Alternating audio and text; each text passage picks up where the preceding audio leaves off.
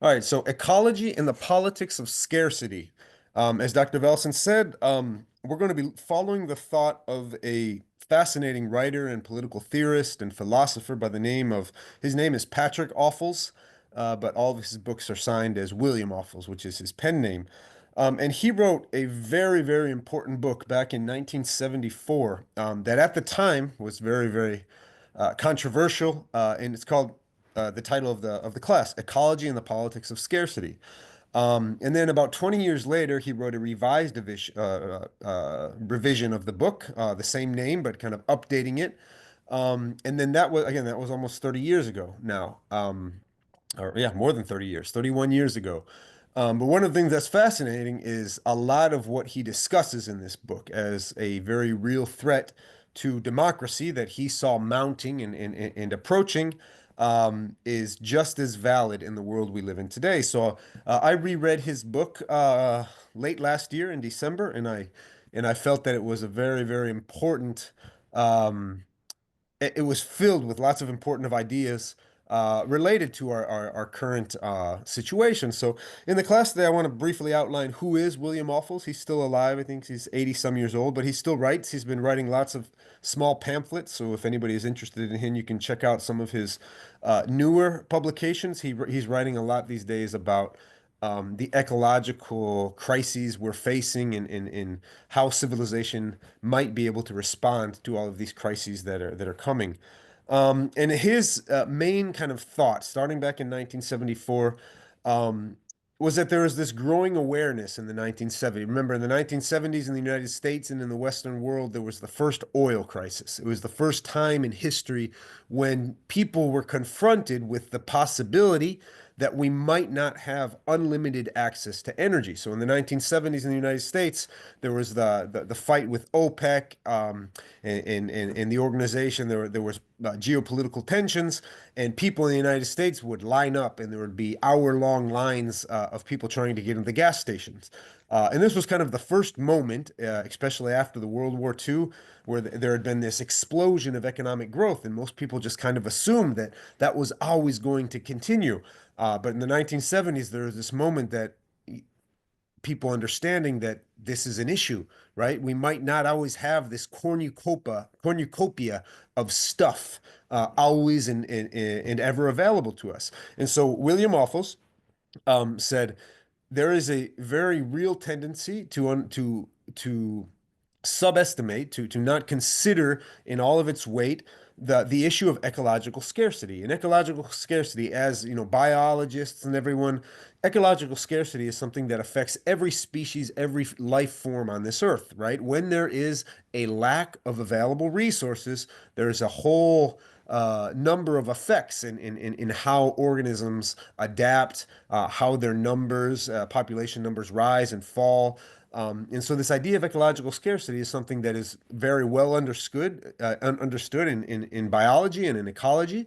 But what William Ophuls was understanding was that there was not a connection to economy, to politics, and to political economy, right? Where our political institutions never even thought to take into account this idea of potential scarcity. So we're going to take a look at what William Ophuls has to say about the challenges of ecological scarcity to not just to our livelihoods, to our economies, but to modern political institutions. I think we've talked in past classes about how ecological scarcity might undermine, for example, globalization and our desire for growth. We've talked about the need for degrowth. We've talked about local economies. We've talked about circular economies.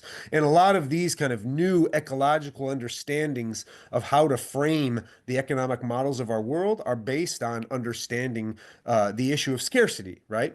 But how does that translate into our political institutions, into our ways of governance? And that's where William Ophuls has a lot to offer.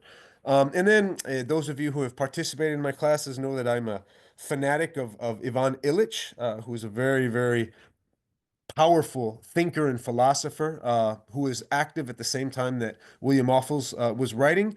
And he has a very, very different idea of scarcity. So I wanted to take a moment to kind of compare the thought of Ophuls and Illich around this idea of what scarcity entails. And then lastly, I want to get the last chapter of Ophuls' book, Ecology and the Politics of Scarcity, is a proposal, right? So he kind of outlines how we can create good governance systems in a world of coming ecological scarcity. So that's the outline of the class. Um, who is William Ophuls? This is a picture of him. He's an older gentleman, as you see. Um, his real name, as I said, is Patrick Ophuls. He played a part in the emergence of the modern environmental movement. Right before he wrote this book in 1972 was the famous Club of Rome Limits to Growth report. That was a very, very powerful report in 1972, where for the first time, biologists and ecologists and systems thinkers and politicians came together and wrote a landmark report that essentially said that our global economy cannot continue sustained, unlimited economic growth because we live on a finite planet. And this was the first time on a global level that there was this recognition that we need some sort of limitation to growth, right? That was 50 years ago, and if you look at the politics and in the agendas, the political and economic agendas of today, we haven't heeded that advice. But everything that they said in that report is being confirmed today. All of the the the the graphs showing how resources are declining, how, for example, to extract oil and coal and natural gas is becoming ever more difficult. But William Ophuls was very involved in this moment of kind of a raising of ecological of consciousness, of understanding that sustained, unlimited economic growth was impossible on a finite planet. But he wasn't an ecologist, he wasn't an economist, he was a political thinker. So he started thinking, what is how do we bring together this idea of scarcity and good governance models, right? So he wrote on the political and economical implications of environmental problems. In 1977, he published this book that I'm going to talk about today, which is called Ecology and the Politics of Scarcity. In this book, and many of his subsequent writings throughout the years, his main thesis is that liberal democracies, right, everything that we understand is kind of the bedrock of Western political paradigms, Western political thought, the idea of free markets, of individual freedom, of voting, of democratic norms, all of these kind of foundational things that we get from thinkers like John Locke and David Hume and all of kind of the famous Enlightenment philosophers who were throwing off the yoke of feudalism back in the 1700s and bringing in a new era of democratic self-rule. What Awful says is that all of these kind of bedrock assumptions of the Western political thought, of the Western political paradigm, are unfit to address the coming environmental problems, and that confronting these challenges would involve either a transition to more authoritarian forms of government or a radically different type of governance paradigm. So what he said, and we're going to talk about this, I want to kind of unpack this idea because I think it's powerful, but he basically says that democracy as an ideal through the past 300 years of Western political thought is absolutely dependent on an abundance of resources being available to us. That's what individualism in the Western context is about. It's about this idea that, for example, if we translate it into economic thought, that every person pursuing his own economic benefit will contribute to the well-being of society. This individualistic thought, right? That every person has inalienable human rights that allow them their individual pursuit of progress and happiness. This very idea of individual pursuit, individual growth, individual economic benefit, this individualistic tendency, which is at the heart of the Western political sphere, can only exist, according to Ophuls, in a world of unlimited abundance. And if you go back 300 years before the explosion in population, the explosion in mining, in resource use, in economic throughput, it seemed like the world was at our fingertips, right? We were just coming into the fossil fuel age. People were, the Industrial Revolution. There was all this moment for growth, and that's when this individualistic tendency in political terms really took off. But Ophuls said that now that we are coming to the end of that explosion in growth, we have to rethink how we're going to organize ourselves politically. So he says that we are today, and this again, he was writing this 50 years ago and then he revised it 30 years ago. But he said back then that we are living through a crisis of governance because of the erosion of the ecological conditions, right? Our environment, right? Because every human endeavor, whether it be a political endeavor, an economic endeavor, intellectual pursuits, even, everything depends on the stability of the world in which we live, right? We are beings of meat and bones, and we have to eat and we have to breathe and we have to have water, we have to have shelter, and all of that comes from the earth, of course. So every aspect of human ingenuity, of human society, depends on the earth, right? On the ecological conditions. And Awful says that because of the erosion of the ecological conditions, because of the coming ecological scarcity, we are at the gates of a crisis of governance. And this is from page 216 of his book. He says, scarcity in general erodes the material basis for the relatively benign, individualistic, and democratic politics characteristic of the modern industrial era, starting more or less 300 years ago. Ecological scarcity, in particular, seems to engender overwhelming pressures towards political systems that are frankly authoritarian by current standards, for there seems to be no other way to check the competitive overexploitation of resources and to ensure competent direction of a complex society's affairs in accordance with steady state imperatives. When Ophuls wrote this book, he was attacked by lots of political thinkers because, as you noticed, here he says we have kind of two paths before us. One is a much more authoritarian form of government, people who are going to be able to direct society in how we respond to scarcity, right? So when Dr. Valson said, when the global behemoth economic machine is no longer able to ensure that that food on the shelves of grocery stores is plentiful and abundant out and always there, how are we going to manage society, right? If gas at gas stations is no longer available, how are we going to be able to manage this political crisis? And Awful says we have two choices, right? One is more authoritarian rule, a strong man, a strong executive branch, like we've talked in past classes, that are going to be able to really put their foot down, design policies, and enforce obedience and implementation, right? So from the prospect of from the mindset of liberal democracy, a lot of people don't want that. That's considered authoritarian, totalitarian. We want to be able to have whatever we have. We believe in individualism, right? But Awful says that this individual pursuit of always wanting more, having more, is not compatible with ecological scarcity. So either we submit to totalitarian rule, or we need to change the paradigm of political and economic governance. Offals argues that one, the Western political paradigm, especially in the developed world, he's writing from the United States, but he reflects a lot on Europe and the developed world, exists solely to provide people with pathways to consumer abundance and to develop technologies that allow us to acquire ever more riches, wealth, comforts. That's important. That's his first idea. He says that the last 300 years of Western political thought are basically about how we can push this individualistic endeavor. And it makes sense, right? Go back 300 years, we are living under the yoke of feudalism. The individual was subject to the lords and the strong men and the wealthy people. And obviously, people were coming out of that. We're discovering fossil fuels and discovering, the scientific revolution and industrial revolution. And we're changing our ways, and nobody wanted to live under the yoke of a lord, of a manor, of a baron. And so we wanted to push this idea of individual pursuit, right? Um, but in what Awful says is that that was a noble pursuit at the time, right?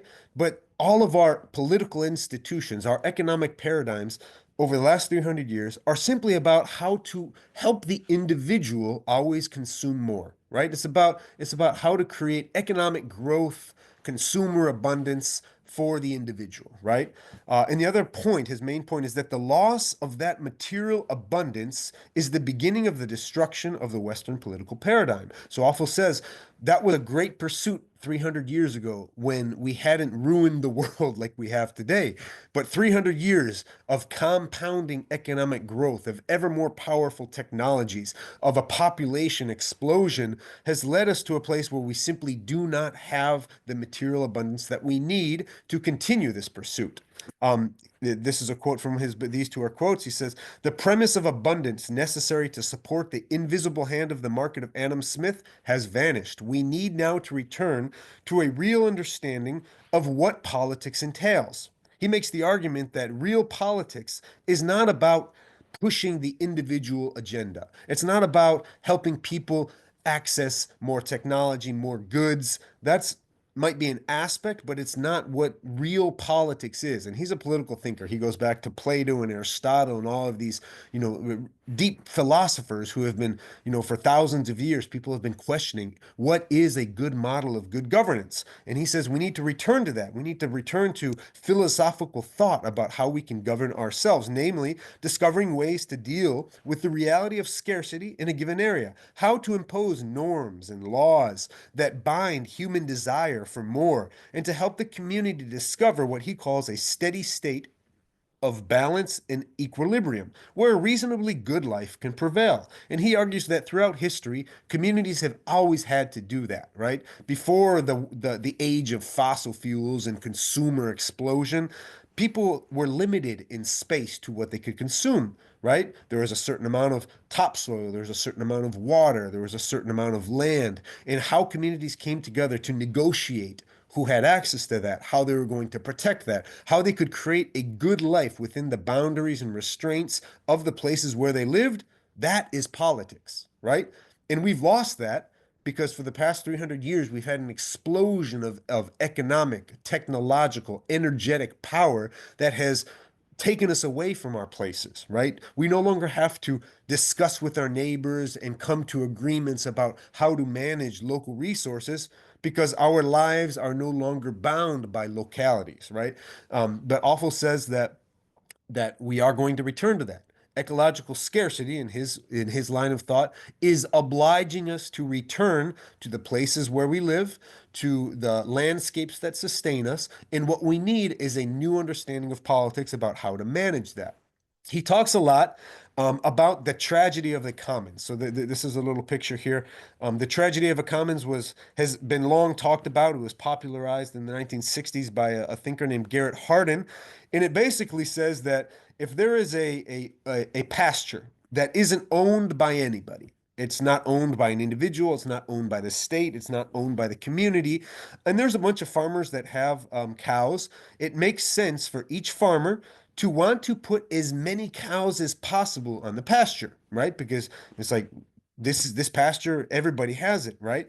But farmers know that if you put one cow on a pasture, the pasture's not going to suffer. If you put two on it, it's not going to suffer. If you put three on it, it's not going to suffer. But if you have every farmer trying to maximize the amount of cows they're putting on this grassland, eventually the grassland's going to start to erode. There's not going to be enough grasses. The landscape's going to suffer. And eventually, cows are going to get thinner. They're going to start to die. The farmers are going to lose money. So there's a rational understanding. Farmers aren't dumb. They know that you can't put an unlimited amount of cattle on a pasture land. But he said because this resource, this common pasture land doesn't belong to anybody, doesn't belong to an individual, doesn't belong to the state, doesn't belong to a community. Every farmer is kind of pushed to maximize his own individual gain. And as everybody kind of does this, it leads to a tragedy, right? The farmers can't come together. There's no governance. There's not a private property owner who's going to restrict access. There's not a strong government who's going to say that each farmer can only put so many. And so when there is this the tragedy of the commons thus refers to a situation in which individuals with access to a public resource, also called a common or open source resource, act in their own interest and in doing so, ultimately deplete the resource, right? Ophuls argues that this idea of the tragedy of the commons, so this is just one example. The tragedy of the commons occurs in many spaces.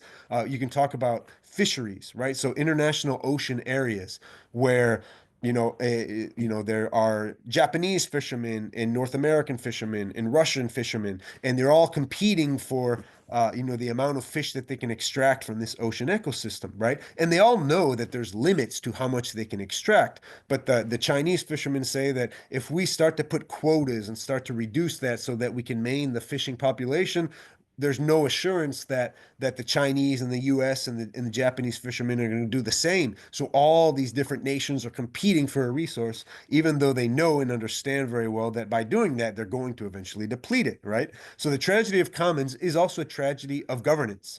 There's not rules. There's not people to come into this to enforce right livelihoods, to enforce limitations that are necessary to preserve the resources. Most thinkers say that things like climate change today or loss of topsoil, all of these are the result of this idea of the tragedy of the commons. So Ophuls argues that the entire Western political economic paradigm is based on public use resources that cannot be effectively governed by people with a shared interest in preserving the integrity and long-term survival of those resources. Why? Because the size, the scale, and the complexity of our globalized economic and our huge political systems ensure a tragedy of the commons that as an outcome for modernity, right? Everybody wants to externalize the costs, right? And internalize the benefits, right? So everybody wants to, every individual government wants to increase economic growth, right? And we do that through exploiting more resources, through using more energy, and everybody knows that that is going to lead to runaway climate change, that it's causing an enormous economic problem. But because of this tragedy of the commons thing, kind of situation, it just continues unabated, right? And so Awful says this is one of the main challenges that we face, right? We have to change in order to address the tragedy of the commons on a global level. We need to re-question the political paradigm, how we govern ourselves. And one of the challenges, he said, is that again, when ecological scarcity really starts to hit, right? When we start to hit these walls of access to resources, access to energy, etc., once relative abundance and wealth of opportunity are no longer available, right, to mitigate the harsh political dynamics of scarcity, the pressures favoring greater inequality, oppression, and conflict will build up, so that the return of scarcity portends the revival of age-old political evils for our descendants, if not for ourselves. In short, the golden age of individualism, liberty, and democracy is all but over. That's kind of his the end of the first part. The first part of his entire book is just kind of painting this really bleak picture of what happens. And he's saying that when this occurs, what are we going to have? If we do not have the courage, he says, to change the political paradigm that rests on the underpinnings of ecological abundance, which we have undermined with 3 centuries of industrial growth, then we should expect the arrival of much more authoritarian regimes. And I will leave it at that, but I would just say that recent political situations, not only in the United States, but around the world, I think we see, much more authoritarian regimes gaining power. And one of the things that's interesting is they're not coming to power through coup, right? Through military takeovers, through violence. A lot of these very authoritarian leaders are coming to power through the polls, through elections. And I think that that might show that a lot of people are starting to understand that the age of scarcity is upon us, right? And so, how do we respond to that? And again, Awful says there are 2 ways. We can either, change our political paradigm. I'm going to end with that. That's the last chapter of his book, which is the hopeful part. I said we can change our political paradigm, or we can just try and elect more authoritarian rulers who are going to tell us what we have to do, right? Specifically, and this was again in 1994 when he wrote the revised part, he said, a techno-optimist approach would see the vast majority of humanity willingly relinquish their basic freedoms in order to follow the dictates of a permanent cadre or a permanent priesthood of responsible technologists. If you see this picture here, these three guys who are some of the wealthiest men in the world, the leaders of Facebook and Amazon and Tesla or Cyber, what are they called? Starlink and all these other SpaceX. All three of them were sitting front row in Donald Trump's inauguration ceremony. So I'll leave that there. But this era of very powerful, technological, wealthy people kind of leaving behind just an influence in the economic sphere to really insert themselves in the political sphere, I think we're seeing evidence of that.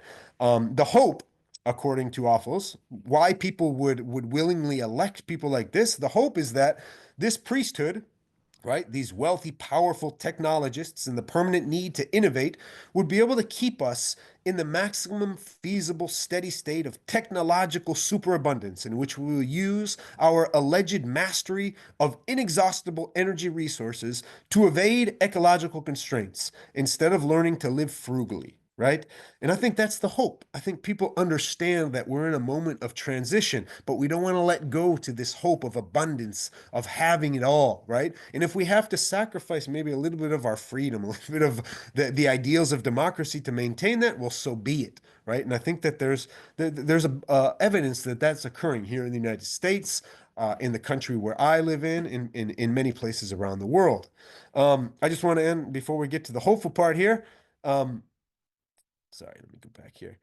I want to just kind of mention in the United States, I'm not sure if you all have heard, but Elon Musk is in the news every day because Donald Trump appointed him to a Department of Government Efficiency, which is essentially about cutting out lots of jobs and things like that. But it's interesting the name that supposedly was handpicked. The name for this new government ministry was called Doge, Doge, and it's Department of Government Efficiency. But I recently heard a political thinker say, "Well, Doge, what does that mean?" The word Doge is from the Venetian language that reaches English through French. Doge, along with the related English word duke and the Italian duke or duca and duchessa, all descend from the Latin dux, meaning either spiritual leader or military commander. So this idea of this new priesthood kind of taking over places of governance, maybe it's symbolic, maybe it's just a coincidence, or maybe not, right? So again, and lastly, this idea of handing over our power to super powerful technological leaders is kind of this age-old paradigm of the Faustian bargain. So if anybody doesn't know Faustian bargain, it's a famous book written by Faust back in, I think, the 1500s or 1600s, is when a person exchanges something of supreme moral value for a material benefit. The concept is based on the medieval legend of Faust, who traded his soul to the devil in return for knowledge and power. This is a picture of Faust in that famous book. And many people write of technology's Faustian bargain. Our attempt to achieve a high throughput or maximum feasible steady state, our desire to continue to maintain technological abundance, consumer abundance, having ever more sustained, unlimited economic growth will require a Faustian bargain, essentially, where we give up our soul, which might be our freedom, our ability to maintain democracy, to govern ourselves, our autonomy as human beings and communities. Many people are more than willing to give that up if by selling our soul to the devil or selling our soul to technology and consumer abundance, right? And like I said, Ivan Illich has a very, very different concept or definition of scarcity. Throughout all of his books, he talks a lot about scarcity. But I think his view is a little bit wider, but complementary to that of Ophuls. So he says that economic scarcity begins with the professionalization and institutionalization of needs. When things such as food, education, health, etc., become items that we must acquire and possess. When these items are dominated by a class of professionals in the institutions they dominate, this leads to the extinction of what he always called the vernacular realm, right? Where ordinary people sought to respond to the realities of limits through innovative cultural creations that allowed a sense of abundance to flourish despite very real limitations, right? So for Illich, ecological scarcity always existed in small scale communities, in agrarian communities, right? Before the Industrial Revolution, because there are always limitations, right? But small scale communities, agrarian communities, farmers, small scale merchants, people would come together and that's what culture was. Culture was about how to create a sense of abundance, of well being, how to create the good life within those limitations, right? So people dealt with scarcity. There was times of fasting and feasting. There were different norms about how to manage the tragedy of the commons. There were community kind of traditions and the whole idea of religion and spirituality and the idea of taboo was all about how to get farmers to come to agreements about using the common pasture land so that they didn't ruin that resource, right? And he said that when we started to outsource our needs. And he talks, he's not just talking about physical needs, obviously, the growing of food, the procurement of water, but he also talks about the institutions, about caring for our own health, about educating ourselves and our children. All of these institutions, when we outsource that, then it becomes scarce because now the things we need for life are not within our own control, but we must depend on them from experts, right? And evermore we depend on them from our reliance on technologists and on this priesthood of technology. Illich didn't deny the obvious existence of ecological scarcity, but he showed how vernacular communities, small scale local communities, and those values rose out of their rootedness. The values that rose out of that rootedness allowed people to mitigate or to alleviate that scarcity through the ingenuity that arises from rootedness. This is an example here of rice fields somewhere in Asia. And one of the fascinating things about these communities is that they have maintained and vastly improved the soil quality of these rice fields over thousands of years, right? The rice fields here in Bali and other places have been farmed year after year after year, going back sometimes 3 or 4 thousand years, right? So the idea of the scarcity of, for example, the fertility of the soil needed to maintain, abundance in terms of harvests, uh, there were ways to develop. There were technologies. There were agrarian ways of dealing with things that allowed people not only to maintain the soil fertility, but every year to build on it, year after year after year. This is an example of managing scarcity so that it disappears, right? Through human ingenuity. There are things that had to be done. There were cultural norms, there were economic norms, but this allowed, in essence, people to deal with the issue of scarcity. Scarcity today, in contrast, according to Illich, takes hold when we are taught by the Western paradigm that all our needs can only be met or provided for by the radical monopoly of professionals in their institutions. The moment that the rice farmer in Bali says that I need to depend on fertilizer bought at the store or rice imported from China or from the United States, that's when this system of vernacular values and vernacular traditions as a way to challenge scarcity begins to erode, right? Last thing on Illich is, and I'm going to get to the final part. This is from his book, Tools for Conviviality. This is a quote. And he says, when over efficient tools, and when he talks about tools, he also includes institutions, technologies, etc., are applied to facilitate man's relations with the physical environment, they can destroy the balance between man and nature. Over efficient tools corrupt the environment, but tools can also be made over efficient in quite a different way. They can upset the relationship between what people need to do by themselves and what they need to obtain ready made. In this second dimension, over efficient production results in radical monopoly, which he means the dominance of one type of product rather than the dominance of one brand. I speak about radical monopoly when industrial production exercises an exclusive control over the satisfaction of a pressing need and excludes the vernacular, non industrial activities, the small scale rice farmer from competition. All right. So if we kind of combine these two ideas of scarcity, ecological scarcity, right, and then Illich's idea that there's a way to respond to that on right scale, and this brings us to the end of my presentation here. I just want to end with a few ideas of from the last chapter of Ophuls' book. So he kind of spells out this whole bad situation we're in. He says that the only way really we can get out of this is by giving over our governance structures to very, very powerful elites, authoritarian rulers, this kind of technological priesthood. That's all that's open to us. Or we can change the political paradigm of governance.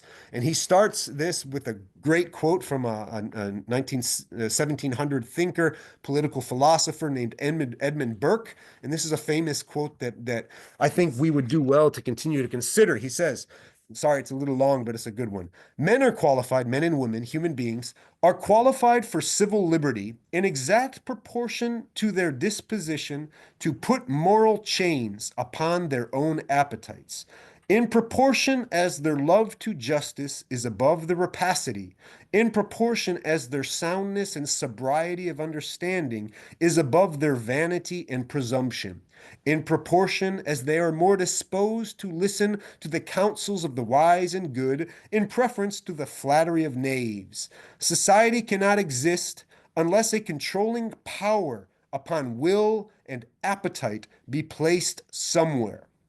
Okay? And the less of it there is within, the less of that restraint that we have within ourselves, the more there must be without, externally. It is ordained in the eternal constitution of things that men of intemperate minds cannot be free. Their passions, our passions, forge our fetters or our chains, right? If we want everything all the time, if we want constant economic growth, if we want ever more technologies, if we want to continue this individualistic enterprise of explosion in everything, well, then we are men and women of intemperate minds, and we need someone to place fetters upon ourselves, right? That's what Burke said. And that's the argument of Ophuls. We can do that, or as Burke says here, we can be men of temperate minds. We can place, restraint and limitations upon ourselves, right?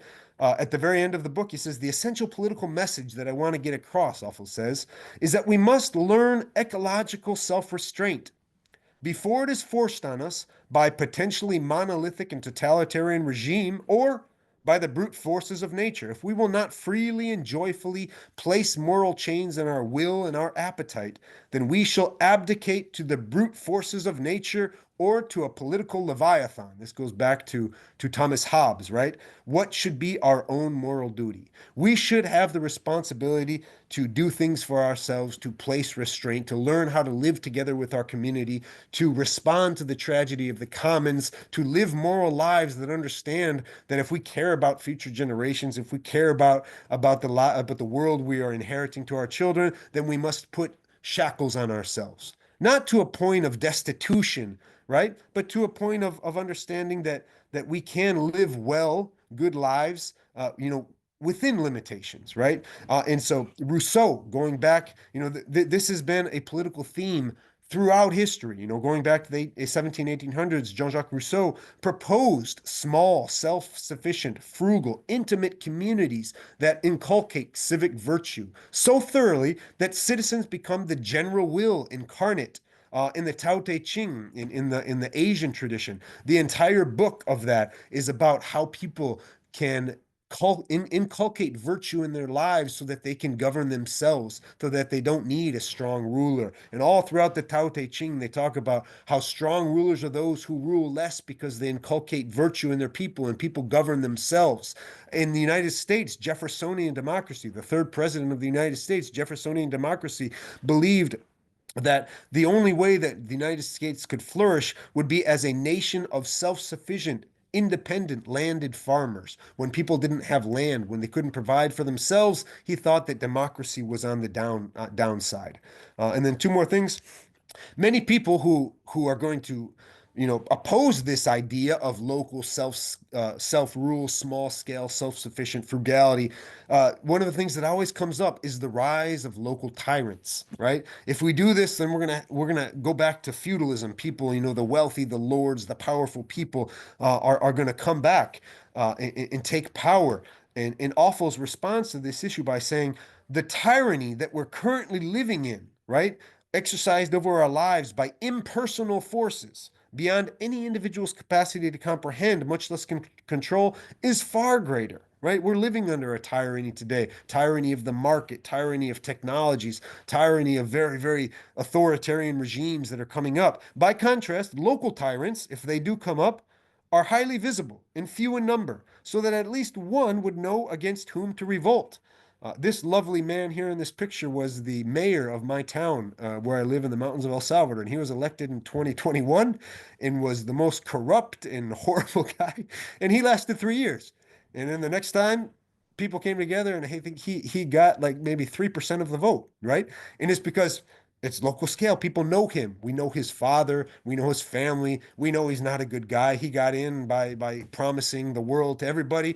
But because it was a local scale, people understood him, and we had the power to take tyrants out, right? On a national scale, I don't think that we feel the same way about our current president, much less about, much larger systems. So I would say that local tyrants can be dealt with.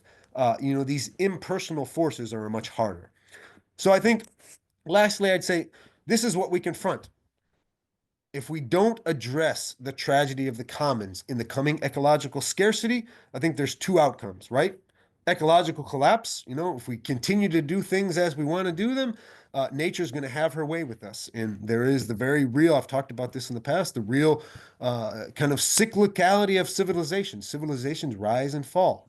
Then there's the other way out, authoritarian rule. Let's try and keep this machine chugging along. And to do that, if we have to sacrifice democracy and autonomy and self-rule to do that, so be it.